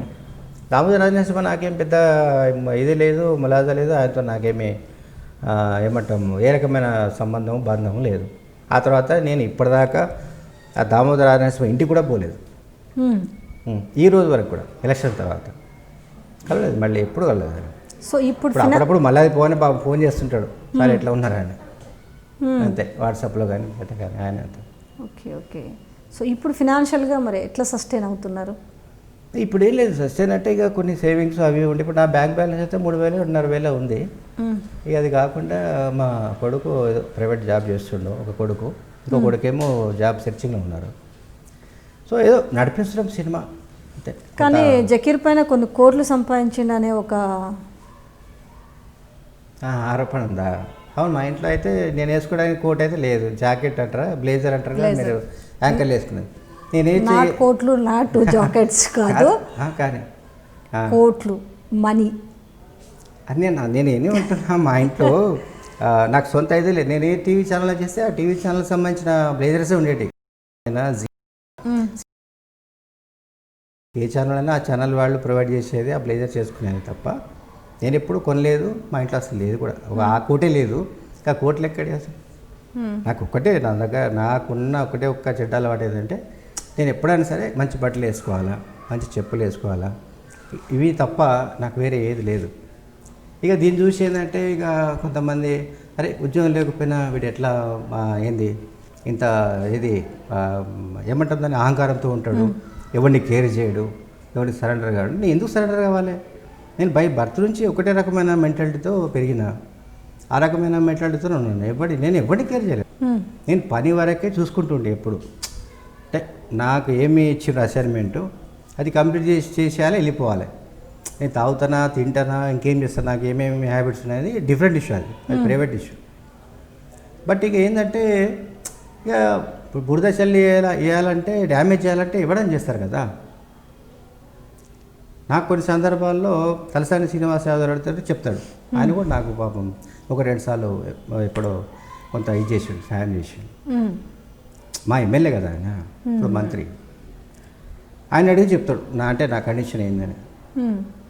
నాకు 32 ఇయర్స్ జర్నలిస్ట్గా ఉండి కేవలం హైదరాబాద్లో సరత్ నగర్లో ఇప్పుడున్న డబుల్ బెడ్రూమ్ ఫ్లాట్ తప్ప తెలంగాణ మొత్తంలో ఎక్కడైనా ఒక్క గజం భూమి నా పేరు మీద కానీ నా ఫ్యామిలీ పేరు మీద కానీ ఉన్నట్టు ఎవడన్నా ప్రూవ్ చేస్తే చాలు. ఇంకా కోట్ల సంఖ్య చాలా దూరమే. ఇక ఎక్కడ లేదు. నేను 4 జిల్లాలో పనిచేస్తాను, చెప్తున్నా కదా, మీకు తెలియకపోవచ్చు. ఖమ్మం, కరీంనగర్, వరంగల్, నల్గొండ 4 జిల్లాలో పనిచేసిన. 4 జిల్లాల్లో కూడా నేను జిల్లా హెడ్ క్వార్టర్స్లో అప్పుడున్న పెద్ద జిల్లాలు, ఇప్పుడు చిన్న చిత్కా కాదు, ఉమ్మడి జిల్లాలు, ఆ జిల్లాలో స్టాఫర్స్గా, బ్యూరో చీఫ్గా బోలెడు పనులు చేసిన. నేను తలుచుకుంటే ఆ జిల్లాలో ఒక్కొక్క జిల్లాలో 1 ఎకరం చేస్తే కూడా అయిపోతుండే కదా. 4 ఎకరాలు ఉంటుండే కదా, ఇప్పుడు కోట్లలో ఉంటుండే నిజంగానే. మాకు ఆలోచన లేకుండే ఎప్పుడు. ఒకటి డబ్బు సంపాదించే ఆలోచన లేకుండే, రెండోది పొదుపు ఆలోచన లేకుండే. అట్లా దానివల్ల దెబ్బతిన్నాం అంతే. సో ఇంతమంది అసంతృప్తులు ఉన్నారు కాబట్టి బయటికి వెళ్తారేమో అసంతృప్తితోటి. ఆల్మోస్ట్ బీజేపీతో ఇంత సంఖ్య, అదే 30-40 మంది ఎమ్మెల్యేలు టచ్లో ఉన్నారనే వార్తలు కూడా వినిపిస్తున్నాయి కదా. అందులో కూడా ఏమన్నా నిజాలు ఉండే అవకాశం ఉంది? బీజేపీలోకి పోతాడని 2018 ఎలక్షన్స్ ముందు కూడా క్యాంపెయిన్ చేసినారు ఏ దుష్టశక్తులు. నేను చెప్తున్నా కదా, ప్రగతి భవన్లో ఉన్న కేసీఆర్ భజన మండలి కొంతమంది దుష్టశక్తులు కుమ్మక్కై ఒక క్యాంపెయిన్ చేసినారు సోషల్ మీడియాలో. పోయిండు ఎవరో గడ్కరీతో మాట్లాడు, వాంతో మాట్లాడు, వీంతో, అంత ఫేక్ అది. నాకు తెలుసు కదా, నేను దగ్గర చూసిన. ఆయన ఎట్టి పరిస్థితుల్లో కేసీఆర్ మీద ఈగ వాలించడం కాదు. ఎందుకంటే కేసీఆర్ ఆయనకి పొలిటికల్ లైఫ్ ఇచ్చిందండి. అంటే ఆయన ఇవాళ ఆయనను పొలిటికల్గా ఆయన కొడుకు కూతురు ఎక్కడున్నారు, పార్టీ పెట్టినప్పుడు ఎక్కడున్నారు, ఇవన్నీ చాలామంది మీకు మాజీ టీఆర్ఎస్ వాళ్ళు చెప్పి ఉండొచ్చు ఇంటర్వ్యూలలో. అదంతా నేను అంత చెప్పదలుచుకోవాలి అవసరం కూడా లేదు. నా పాయింట్ ఏంటంటే, నేను ఇంతకుముందు చెప్పిన హరీష్ విషయంలో ఆయన కష్టార్జితం కూడా ఇందులో ఉంది.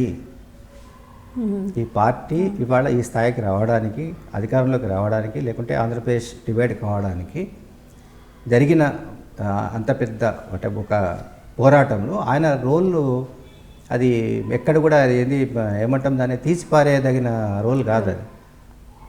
సరే, ఇప్పుడు కొడుకు కూతురు అమెరికా నుంచి వచ్చిన తర్వాత ఆటోమేటిక్గా సహజంగానే అది రక్త సంబంధం కదా. సో వాళ్ళకి ప్రయారిటీ ఉంటుంది. హరీష్ అంటోడు మేనలుడు కాబట్టి న్యాచురల్గా పక్కకు పెట్టేస్తారు. ఏముంది దాంట్లో? అదే బీజేపీలోకి పోయే అవకాశం అయితే రూల్డ్ అవుట్. 2 వర్గాలు నడుస్తున్నాయి. ఒకటి భార్య సైడు, ఒకటి ఇతని సైడ్. అంటే వీళ్ళంతా కూడా భార్య సైడ్ వర్గం కదా. ఎవరు సంతోష్ రావు కావచ్చు, వీళ్ళందరూ అంటే ఇటువైపు నుంచి వచ్చినప్పుడు ఇన్సెక్యూర్ ఫీలింగ్ వల్ల ఎలాగైనా హరీష్ రావుని బయటికి పంపాలి అనేది జరుగుతుంది అనేది బయట ప్రొజెక్ట్ జరుగుతుండొచ్చండి. ఇప్పుడు ప్రగతి భవన్ అనేది నేనేం చెప్తున్నా, అది ఇప్పుడు ఒక ఏమంటాం అంతఃపురం లాంటిదే. లోపల ఏం జరుగుతుందని ఎవరికి తెలియదు. ఒక గడి లాంటిదే. మేము కరీంనగర్లో పనిచేసినాం కాబట్టి, వరంగల్ పనిచేసినా మాకు తెలుసు గడీలు ఎట్లా ఉంటాయి అనేది. అంటే దొరల గడీలు అంటాం కదా, వెలమ భూస్వాముల గడీలు ఎట్లా ఉంటాయి మేము చూసినాం కల్లారా. ఎంత అంటే ఎంట్రీ దగ్గర నుంచి లోపలికి ఎక్కడో ఉంటుంది అది ఇల్లు, ఆ బయట పెద్ద సెక్యూరిటీ. అదే ఊళ్ళలో చెప్పి విలేజెస్లో జగిత్యాల, సిరిసిల్ల ఇటువంటి ప్రాంతాల్లో పోతే నక్సలైట్ ఉద్యమం ఎందుకు వచ్చింది అనుకుంటున్నారు మరి? సో అటువంటి గడిలాగా ఒకదాన్ని ఏర్పాటు చేసుకున్న తర్వాత ఆ గడిలో ఏం జరుగుతుందో ఎవరికి తెలుసు? ఇప్పుడు బయట ప్రచారం అయితే ఉందండి. ఒకటి సంతోష్కు సంబంధించిన తల్లి, అదొక తల్లి అండ్ వాళ్ళ పెద్దమ్మ అంటే కేటీఆర్ తల్లి, ఇదంతా ఒక గ్రూపు.